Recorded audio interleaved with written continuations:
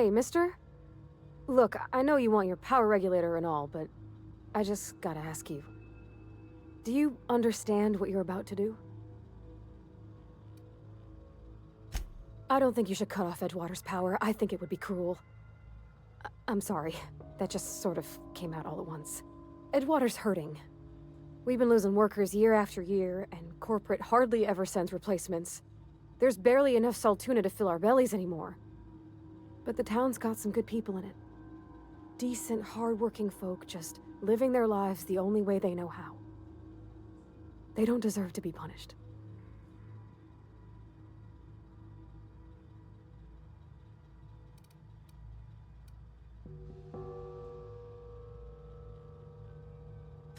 Miss McDevitt's built something beautiful.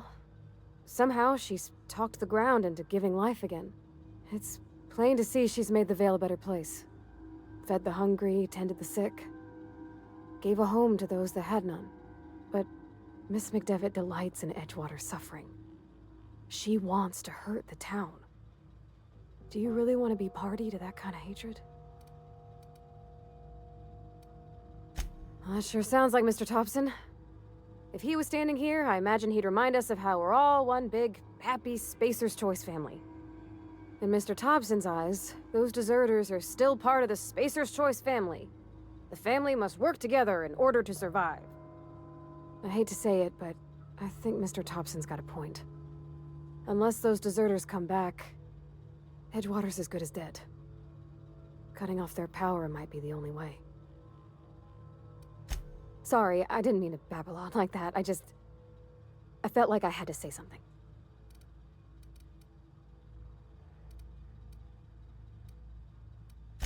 Really? I mean, wow. Thanks. No one's ever told me those words in that order.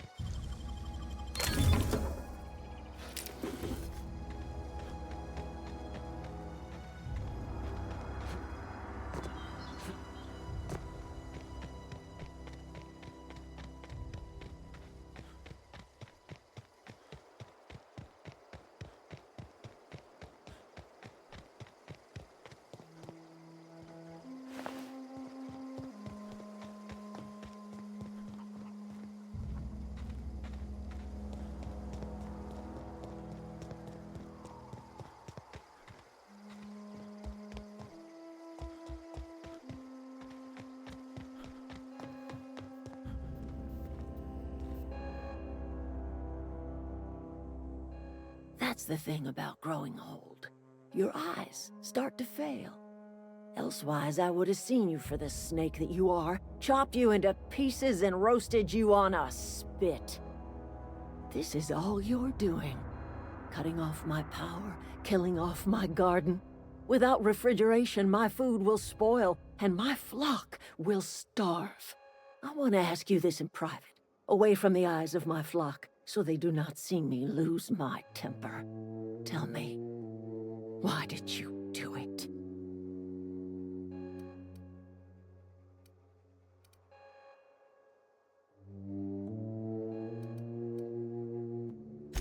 You killed my garden, destroyed my community, sentenced my flock to a lifetime of slavery in Edgewater for a power regulator.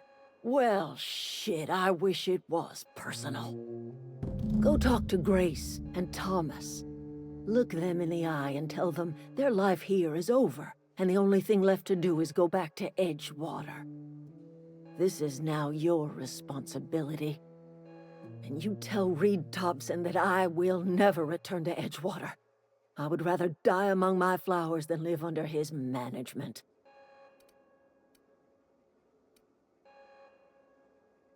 As long as Reed is still in Edgewater, I will not return. Those are my terms. You offering to cross Reed off, huh? This some sort of twisted reparation for what you've done?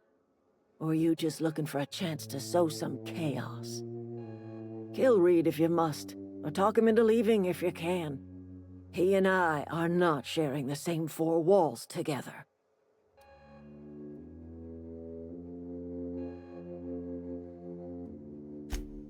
Tell Reed that I can make his people healthy again. I can end their plague. Start a new garden right in the cannery. 3 square meals for every man and woman in Edgewater. Tell him how I've made the Vale bloom again. The soil has whispered its secrets to me, and I alone know how to breathe life back into the earth. The secret is human corpses. I've been grinding them up in my fertilizer for years. Marauder, worker, don't matter much to me. The human body is rich with nutrients.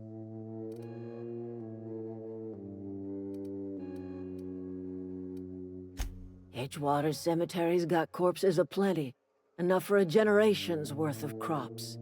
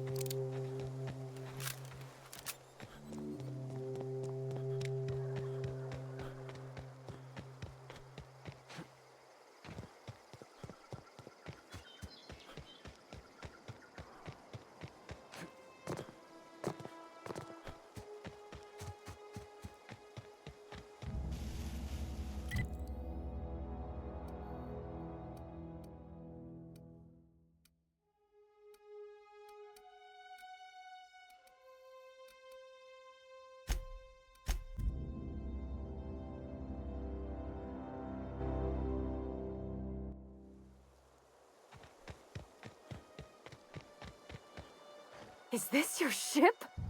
Oh my stars, she is just so handsome! Does she have a name yet? What's her drive model? Oh, gosh. Listen to me babbling. When I was in Edgewater, I dreamed of flying on a real ship, working on a real engine, belonging to a proper crew. I'm the only decent mechanic Edgewater's got, but every time I think of going back, I get this sinking feeling.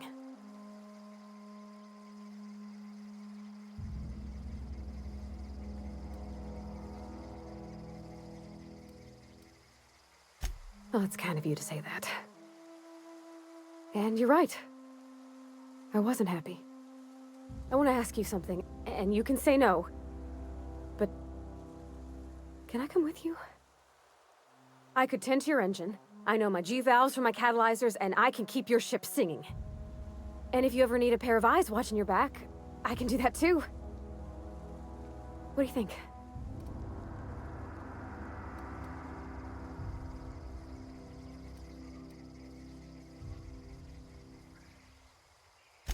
Yes! I mean, thanks. You won't regret this, mister. Captain. I can call you Captain now. Ha! I got a captain.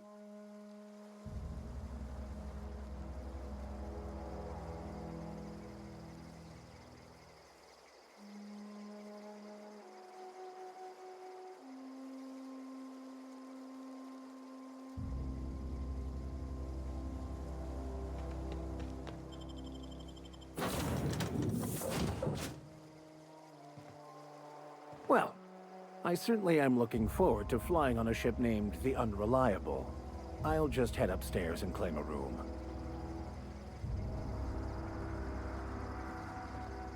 I could spend hours reflecting on the secret workings of the universe. Little else in this colony offers such a relaxing pastime. So, tell me what's on your mind. I excel at confessional listening.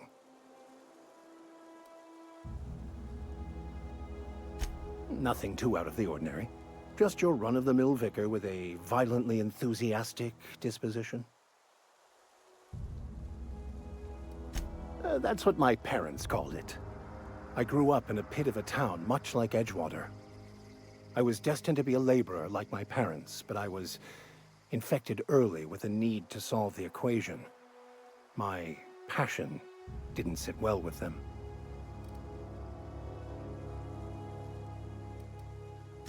My parents, ironically. They internalized the precepts of scientism like no one I've ever known. They had a pure faith, a faith that brought joy to them regardless of the situation. I envied that. I wanted that peace.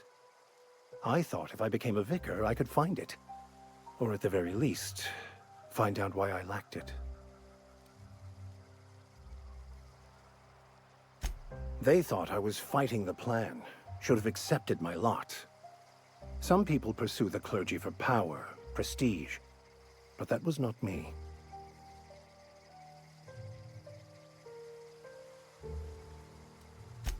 The simple version is this. The force which we call the Grand Architect created the universal equation that underlies and defines everything in the universe. Everything flows from the equation, or in layman's terms, the grand plan. Is the Grand Architect a consciousness? A natural force? Did it create the equation on purpose? The answers to these questions don't really matter. The equation, the plan, is all that matters. Contentment is found by accepting one's role in the plan.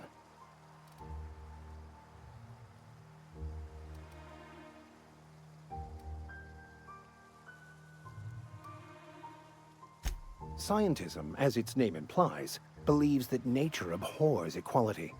The strong survive, and the weak perish for the betterment of the whole. And reason, not emotion, is the seat of all morality. Wisdom means accepting the vicissitudes of life with grace and dignity.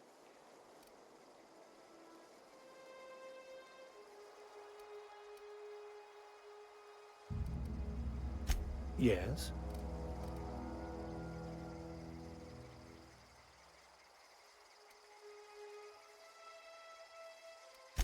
I've been thinking on that. There's a former infamous philosopher scholar who fled Terra 2 some years ago. He's an expert on Bakonu. He's also who told me of the journal's presence in Emerald Vale. If anyone in this colony could translate that book, it would be him.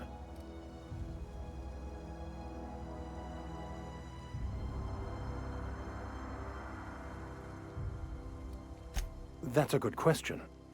We should start on the Groundbreaker. It's where I'd go if I wanted to get off Terra 2. Great place to pick up a ride to Hephaestus, Scylla, even Monarch. All I need is access to a data cartridge from the security terminal.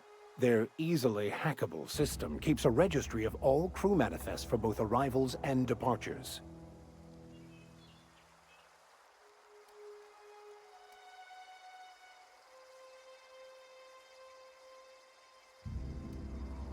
I'll comb the last 6 months of departure manifests to track the Philosophist's off-world destination.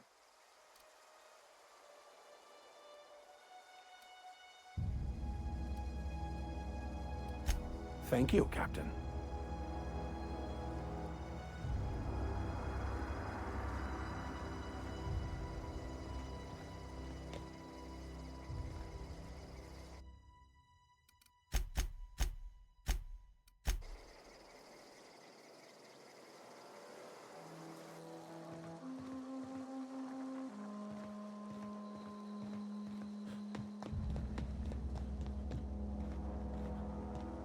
Captain, I have detected that Edgewater's power supply is now optimal.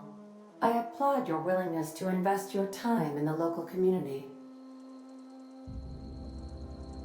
What can I do for you, Captain? Do you know how to install a power regulator? Outstanding, Captain. Your aptitude for engineering will prove invaluable in the event of another catastrophic engine failure. Our engine room is located behind you, across the cargo bay, up the ladders.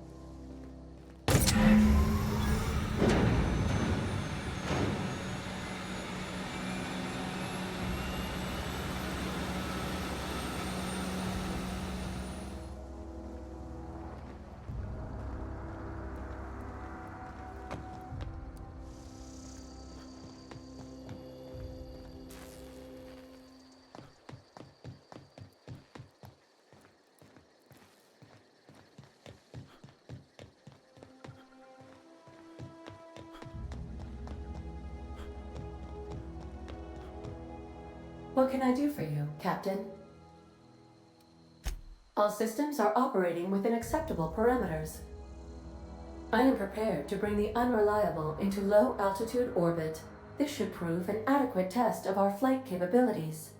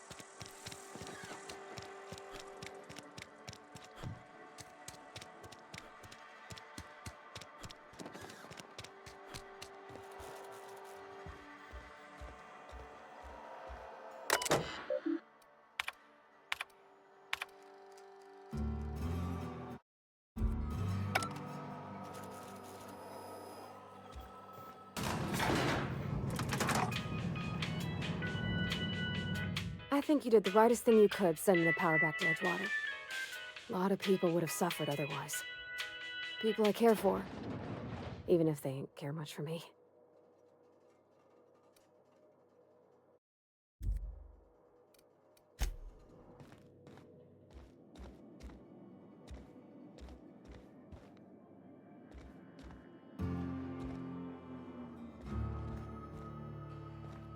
This is a fine day, friend. Power flows through our town like a cool stream of water. I trust Adelaide's people have seen their way to reason. So, when can I expect them back at their posts?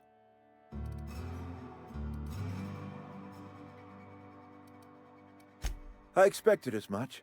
I've been thinking about it. I could use Adelaide back, but if she's being obstinate, try to talk her followers into returning. We need the extra hands. Go ahead.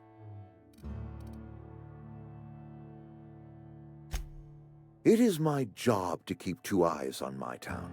I am the steward of this place, and this is my watch post. I wish you wouldn't say things like that. Yes, as a matter of fact. When I stand at my window and look out over my town, here's what I see. I see decent, loyal, hard-working people. I see a family. We are all part of the Spacer's Choice family. We are all doing what we were brought into this world to do.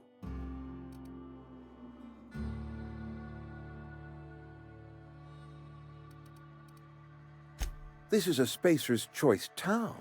We're all part of the Spacer's Choice family here. The company keeps us warm, keeps us fed, keeps us working. Loyalty's got nothing to do with it, friend. This is good old-fashioned gratitude. I'm trying to remember 25 years, 26. When you get to my age, the years just rush by. You stop counting altogether.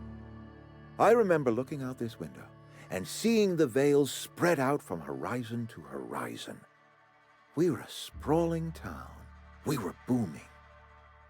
Times change, people change, but the veil will always be here.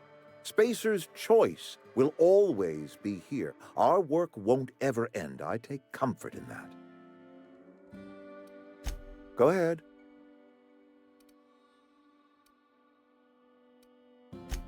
Can we not? Talking about unpleasant things always gets my bile up. If I had enough medicine to treat everyone who fell sick, I would, but I don't. I can't save everyone. So I have to choose.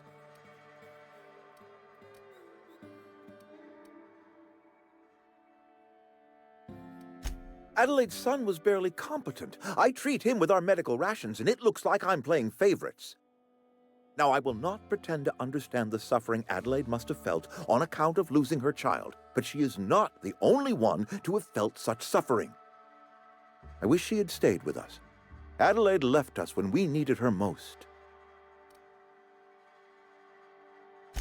That I cannot say. There was no moment when the plagues began. Disease always lurks on the fringes of society, waiting to infect the idle and the lethargic. But in the last 10 years, the plagues have become progressively worse and increasingly frequent. Corporate doesn't like us using the word should. It encourages the imagination. I believe plague is a test. It is a test of our loyalty and our fortitude, and it is one we will see through to the end. Go ahead.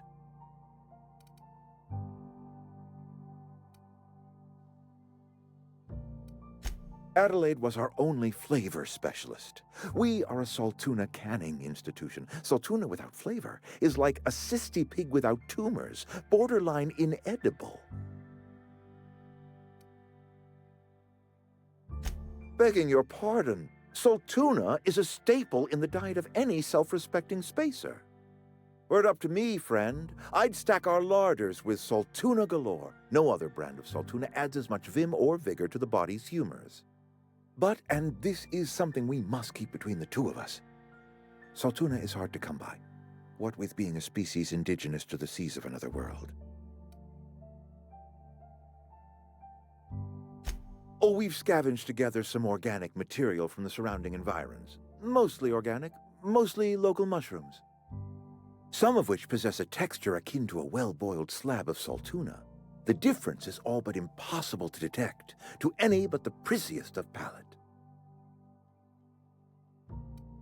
Go ahead. That you are not one of us may work to your advantage. Adelaide and her folk loathed the people of Edgewater, you see.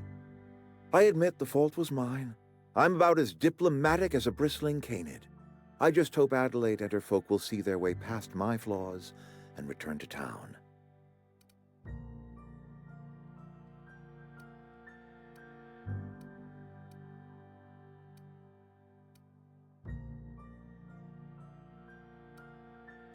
Scripture tells us we all have our purpose in the world. Our work shows us that purpose. We should not have to move on from it. Yes, we have lost good workers to desertion. We have lost even more to plague. But it is why we must square our shoulders and carry on.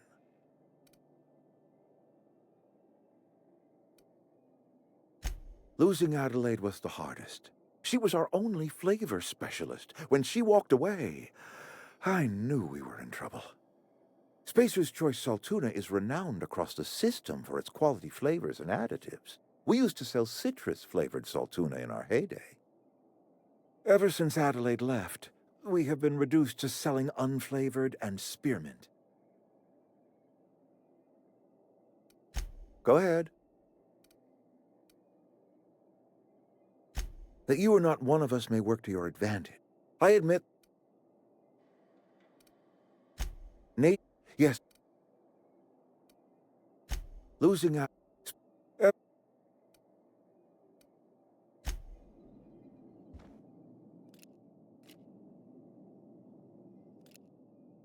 You think you're tough, waving that thing around?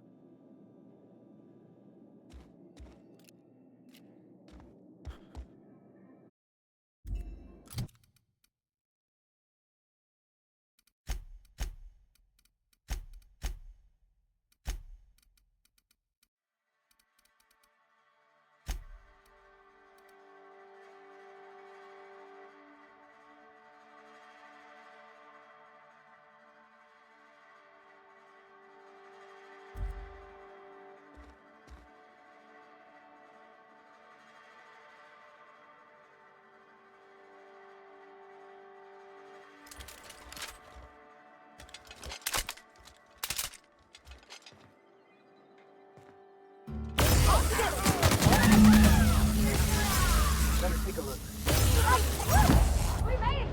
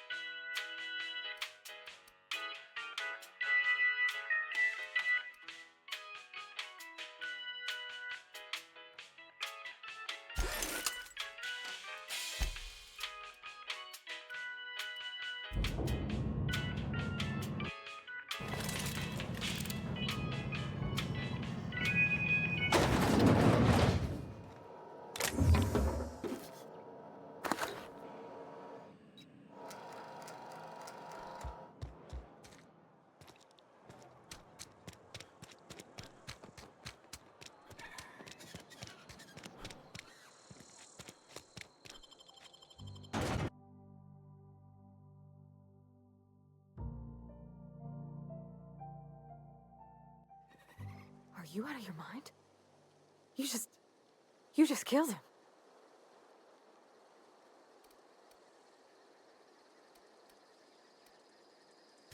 You enjoyed that? Are you some kind of psychopath? I can't. I need to leave. I need to get away from here. I need to get away from you. You killed Mr. Thompson for talking down his nose at me? You got a real twisted sense of chivalry, you know that? Let's just move on. I couldn't forgive myself if I let you loose upon the Vale unsupervised.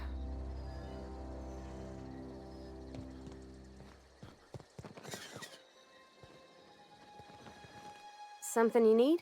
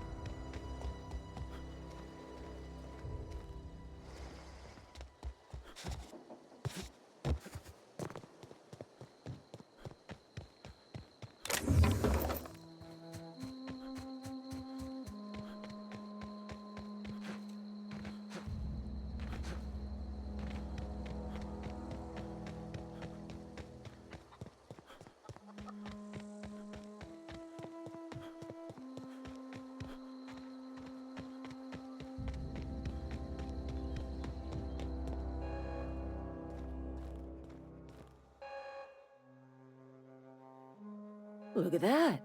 The snake's come back. You have a peculiar comfort with violence. Killing off my garden, gunning down Reed Thompson. Suppose it's time our flock made our way back to Edgewater. We must tend to what remains of the town and carry on with our lives as best we may. You're vexing to me, you know? Injuring us with one hand, helping us with the other. Here, I'm giving you something to leave us be. It's a ransom, you understand, not a reward.